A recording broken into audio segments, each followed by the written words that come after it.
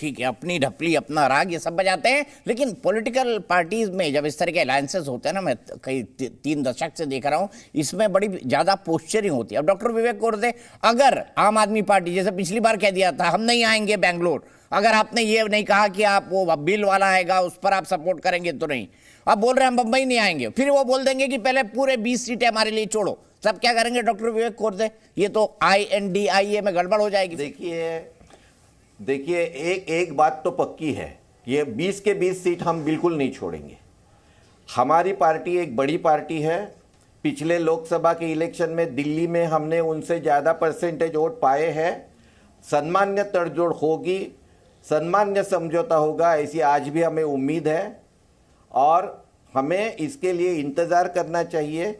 मैंने पहले भी कहा, ऐसे वक्तव्य तो होते रहेंगे। हम अलग अलग विचार के एक दूसरे के खिलाफ लड़े हुए लोग हैं, हमको इकट्ठा आने में थोड़ा समय लगेगा। अभी से इससे कोई निष्कर्ष निकालना और ये नहीं आएंगे वो नहीं आएंगे ऐसा कहना मुझे ठीक नहीं लगता है। अरे सर, मैं नहीं कह रहा हूं, मैं तो आपको इतिहास बता रहा हूं कि ऐसा ही करते अरविंद केजरीवाल, जो कह देते हम नहीं आएंगे।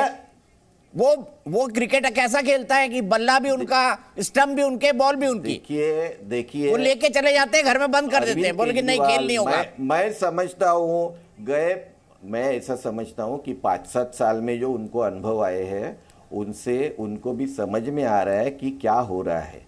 उन्होंने ही तो कहा था ना कि भाजपा फेडरल स्टेट को बर्बाद करने जा रहा है। तो ये सब सोच विचार विमर्श करेंगे, कुछ न कुछ रास्ता इसमें से निकालेगा, ऐसी उम्मीद क्यों नहीं रखे? ठीक है, ये क्यों? मैं प्रेम शुक्ला जी आपके पास जवाब के लिए आऊंगा। कई सारी बातें डॉक्टर साहब ने करी और आपका जवाब मैंने बीच में काट भी दिया था प्रेम शुक्ला जी, लेकिन ब्रजमोहन श्रीवास्तव जी, मैंने 2 बार उनसे सवाल पूछा, सुन नहीं पाए। ब्रजमोहन श्रीवास्तव से जो मैं जानना चाहता हूँ, भाई अजीत पवार ने तो चाचा के घर की रोटी छोड़िए तवा ही पलट दिया, सिलेंडर लेके भाग गए। अब क्या हो रहा है सर चाचा भतीजा के? थोड़ा हमको भी समझाइए ना। हाँ दीपक जी, सबसे पहले मैं बता दूं कि मैंने नहीं सुना, आपके स्टूडियो से डिस्कनेक्ट हो गया था, इसलिए मैं आपकी बात नहीं सुन पाया था, जवाब नहीं दे पाया। मैं तो इंतजार कर रहा था। धन्यवाद। देखिए, इस पूरे मामले में मेरे सारे जो पैनलिस्ट हैं वो बहुत बेहतर तरीके से सारी बात कह चुके हैं। मैं इससे अलग हटके एक बात ये कहना चाहता हूँ कि जिस प्रकार से INDIA में बिखराव हो रहा है, कल जब देश के प्रधानमंत्री आदरणीय मोदी जी ने लाल किले से अपनी एक ब्लूप्रिंट दिया देश के सामने, उसके बाद से इनमें बिखराव शुरू हो गया है। और उस बिखराव के कारण, उस उद्बोधन के बाद आप देखिए कि INDIA के जो साथी हैं वो कुछ तो भी बोल रहे हैं, और उस कुछ तो भी बोलने में वो महाराष्ट्र के ऊपर भी प्रहार कर रहे हैं, महाराष्ट्र पे भी बोल रहे हैं। तो मैं ये कहना चाहता हूँ बहुत ही स्पष्ट तरीके से कि अजीतदादा पवार और आदरणीय प्रफुल्ल पटेल जी के साथ हम लोग पूरी ताकत के साथ NDA का हिस्सा हैं, और हम लोगों की हर कोशिश होगी कि इस देश में फिर से आदरणीय नरेंद्र मोदी जी के नेतृत्व में NDA पूरी ताकत के साथ चुनाव जीते और 2024 में फिर से हमारे देश के प्रधानमंत्री के रूप में आदरणीय नरेंद्र मोदी जी लाल किले से अपनी बात कहें। ये हम लोगों की कोशिश है। इसके लिए आदरणीय अजीत दादा और आदरणीय प्रफुल्ल पटेल पूरी तौर से सक्रिय हैं। इसमें किसी प्रकार का कहीं हम लोगों को हमारे स्तर पर किसी प्रकार का ना तो कोई संशय है। अच्छा, इसके लिए बड़े पवार साहब यानी शरद पवार साहब ऊपर से समर्थन कर रहे हैं आपके इस कॉज के लिए कि अंदर से कर रहे हैं? देखिए, आदरणीय शरद पवार जी के मामले में मैं कहने का अधिकार नहीं रखता। वो देश के बहुत वरिष्ठ नेता हैं और ये राष्ट्रवादी कांग्रेस पार्टी अंततोगत्वा उन्हीं की बनाई हुई है। आज अगर मेरी और आपकी बात भी हो पा रही है तो उनकी कृपा के कारण ही हम बात कर पा रहे हैं। ये फैसला उनको लेना है और मैं जानता हूं कि वो जो भी फैसला लेंगे बेहतर होगा, देश हित में होगा और महाराष्ट्र के हित में होगा, इसका हम लोगों को विश्वास है। और यही विश्वास आदरणीय महेश भाई ने भी इस बात को बहुत स्पष्ट रूप से कहा है। आप मोदी जी के साथ आ गए, ये देश हित में है कि नहीं है? मतांतर है। अच्छा, आप मोदी जी के साथ आ गए, ये देश हित में है कि नहीं है?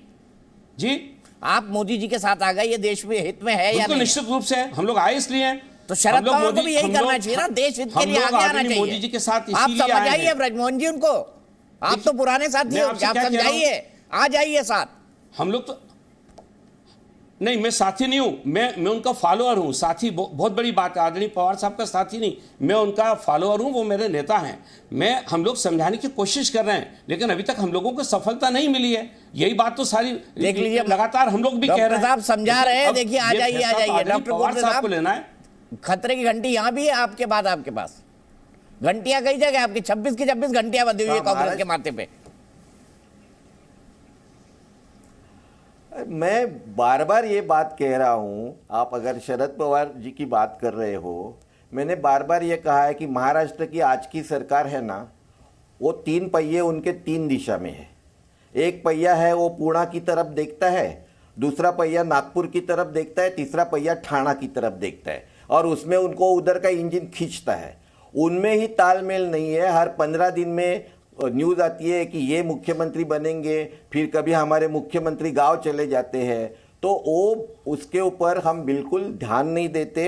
इसीलिए दादा को वापस बुलाया, जबकि एक बहुमत थी, पूर्ण बहुमत, कि भाजपा की ये पूरी खातरी थी कि आने वाले इलेक्शन में उनका जो शिवसेना और भाजपा का गठबंधन जीतेगा नहीं, इसलिए, और डबल इंजन से कुछ काम नहीं चलने वाला, इसलिए अजीत दादा को उसमें सम्मिलित किया है। और ये 3 पहिए की जो पहली बहुत मजाक उड़ाते थे कि ये 3 पहिए की सरकार है, 3 पहिए की गाड़ी है, अब ये 3 पहिए की रिक्शा है, और उनके तीनों पहिए अलग अलग दिशा में जा रहे हैं और इंजन खींच रहे हैं। उसके साथ कौन जा रहा है अभी तक हमको समझा नहीं। हर 15 दिन में कुछ न कुछ बवाल मचता है।